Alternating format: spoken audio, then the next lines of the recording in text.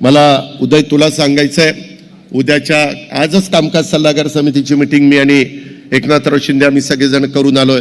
10 तारखेला मला अर्थसंकल्प राज्याचा सादर करायचा आहे।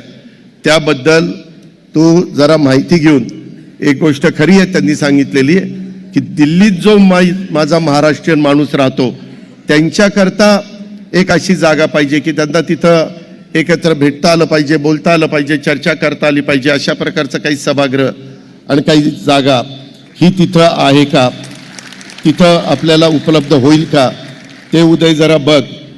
त्याला किती कोटी रुपये लागू दे, उद्याच्या 10 तारखेला तो आकडा तिथं सभागृहामध्ये सांगितला जाईल। आणि अतिशय उत्तम म्हणजे ह्या साहित्य संमेलनाच्या निमित्तानं दर्डा साहेबांनी ती गोष्ट लक्षात आणून दिल्यानंतर एकनाथराव शिंदेंच्या साहेबांच्याही ते मनात आहे, देवेंद्रजींच्या पण मनात आहे, ते काही आपल्याला अशक्य नाही। आपण इच्छाशक्ती दाखवू आणि ते करून दाखवू। हे पण निश्चितपणे महाराष्ट्राला साजेसं अशा प्रकारची वास्तू दिल्लीमध्ये तुम्हाला सगळ्यांना अभिमान वाटेल अशा प्रकारची वास्तू आपण त्या ठिकाणी उभी करून दाखवू।